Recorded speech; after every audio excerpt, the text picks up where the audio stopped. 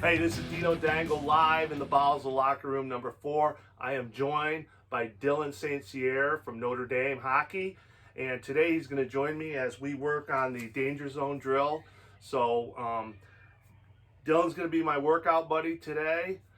This is an A-level player. This is a D-level player. So, I'm going to be coaching him up. Makes sense, yeah. Yep. He's going to be coaching me up. All right, so Dylan, first question for you. You've played with me a few times. You've seen me on the ice a few times. What would be your advice for me, Dino Dangle, the D-level player, to improve my game? I think, like you talked about earlier, your skating is something that you always want to improve. As a skater, I think balance is something that's really important. Being comfortable with being uncomfortable, if that makes any sense. So starting to kind of learn how to be in awkward positions and strong on your skates, and I think core helps with that, which I know you work on a lot. So I think that's I have a large core. I have a really large core. Yeah, you always talk about six-pack. I know it's Bud Lights, but it's goes back and forth. So I think it really helps a lot. There's always one nearby. There we go.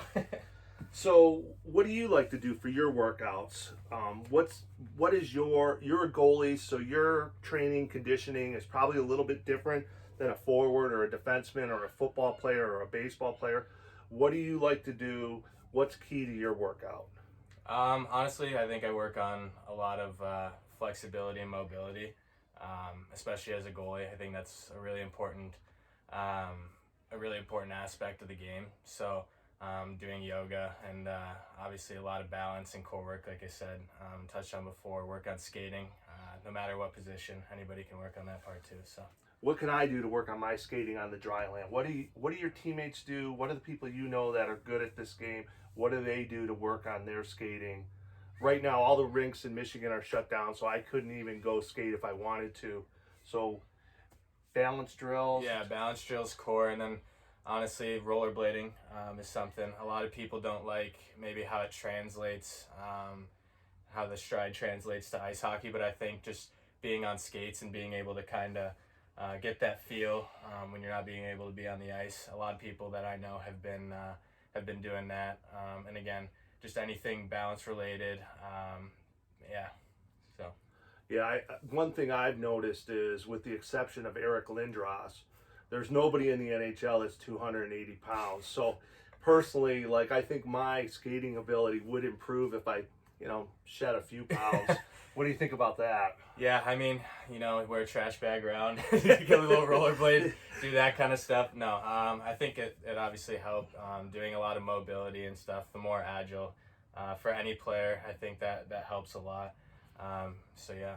Do you think it's too late for a 50-year-old or a C-level player, a 30-year-old, a 60-year-old to work on their game and get better? Can somebody my age get better? What do you think about that? Yeah, I mean, I think it's a lot on what your discipline is, and obviously how you want to treat your hockey game. I think some people just want to play for fun, get an extra workout, which is great. But then the guys who do actually want to get better, you can work on your stick handling, your ability, and like you said, your balance and core. All these things can come in for any kind of player, no matter what age or what experience they have with hockey. So, yeah, I think thanks for that. I think so. What I learned is just making it up and down the ice when I was first learning how to play. I was 27 the first time I put on skates. You were probably 27 months the first time you put on skates. But so I was 27 the first time I put on skates, and just making it up and down the ice was fun. But now, as I'm getting a little better, touching the puck, stick handling a little bit, those are all kind of thrilling things, if you will, or add to the enjoyment of the game. Honestly, hockey is really, like any team sport, is really all about the guys. That's really why the best part about it. But if you're out there, of course I would like to do better and not embarrass myself. We went golfing a week ago. I'm a horrible golfer, so it's a little embarrassing to be that shitty, So, to quote a famous hockey player, unless you're the best player on the ice or the worst player on the ice, nobody notices you. So, whose quote is that? It's actually from my brother, who's fatter than me. There you go. He's worse than me. So his whole goal is to get better than me. Right, there you go. So, All right, let's talk a little bit about being a goaltender because that's a little bit different, Dylan, because it's not like you can suit up in your pads and go in your garage and have your brother take shots at you. What are you doing to hone your skills right now in the off season? We got this whole COVID-19 thing going on, so you're probably landlocked on what you can do. Not sure I heard of COVID-9, but COVID-19 is definitely something that's going around right now. So COVID-9. I don't know if COVID-9 is something else that we need to worry about. COVID-9 is almost half as bad as COVID-19. So I think a lot of hand-eye stuff, tennis ball work, anything, and you can kind of suit up a little bit, get the gloves on. I have my brother shoot tennis balls at me, so that's a start. But yeah, any tennis ball drills off the wall. Ping pong is a great game that I think brings the competition a bit, but still works on the hand-eye. I never even thought about that. Yeah, That's brilliant. That's brilliant. So I think just those kind of things, you got to keep your eyes sharp and work on vision and anything that you can do like rollerblading just to have fun. I think it's good to have some time off, but at the same time you want to kind of stay sharp on some aspects of the game. Yeah, I've been considering, so you brought up the rollerblading. I've been considering buying rollerblading, but you brought up a lot of hand-eye coordination stuff. So things I didn't even think about. So that's great. Yeah. Last comment, and then we're going to go out and start the drill, or last question for you, and then a comment. What do you hate the most as a goalie? Goalies are special breeds. They're unique people by their nature. What irritates you? Obviously getting scored on and probably losing as a true. Okay, if you're a Division I athlete, you're a competitor. Yeah. Period. Okay. Period. So I'm sure losing is the number one thing you hate. Getting scored on is probably number two. What chaps your hide the most out there on the ice? What goal do you hate letting by? What shot? What player? What do you hate out there on the ice? I think you always hate when maybe some people are getting in your grill a little bit, getting into the crease. I think those are always hard players to play against. Those are people that you want on your team rather than playing against you. And then anything that's hard to stop is usually just a quick release. So you get on and off the stick from that slot area. Like you're talking about with that drill that we'll be working on later today, those shots from the slot are a lot harder to face than maybe some from the outside. So I think those are some definitely tough shots that you got to think about. Well, that's a great segue because you just made me think of two things as we wrap this up. Number one, I have a decently hard shot, but it's wildly inaccurate. So maybe getting to the slot more, or I'm a bigger body, so maybe getting in the crease more in front of you might be a benefit to my team and my teammates. So that's something I could work on. And today, maybe doing this drill, just working on getting my shot off faster. I tend to catch the puck and think too much. So maybe today, when we're working together, you can help me get my shot off faster. Even if it's, I don't know, you're the Division I athlete, I'm the nobody, but maybe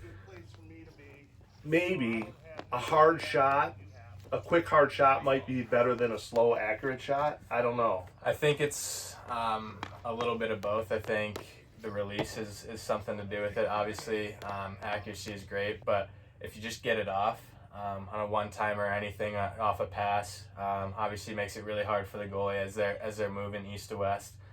So I think that's like one of the biggest things is you got to make the goalie move and make them work, and you really don't need to be too accurate off a pass. But if you have time and you come in the slot, then I think that's when you need to work on your accuracy. So makes sense. So two parts basically to the game. Yeah. All right, closing remarks before we head out to the Joe Training Center. You're actually going to take shots with me. You didn't bring your goalie equipment, thank God. Thank God for me, yeah. Yeah, thank God for you because, which reminds me, I did have one last question that I totally forgot, and I texted you this earlier today. Is it unethical? Is it poor hockey etiquette to buzz the tower? Our goalie that I play with on Friday nights is one of my better friends. Yeah. I make sure my first shot is always ear level. Is that poor etiquette? He told me that's poor etiquette.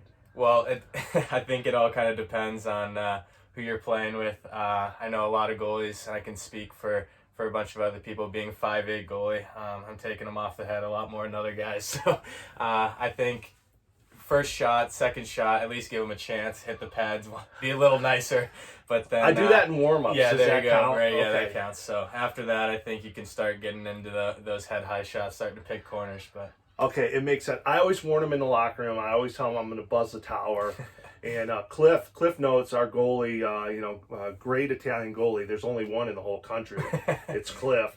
Cliff Notes, a great Italian goalie, 6'3". So I always like to buzz the tower, loosen him up a little bit.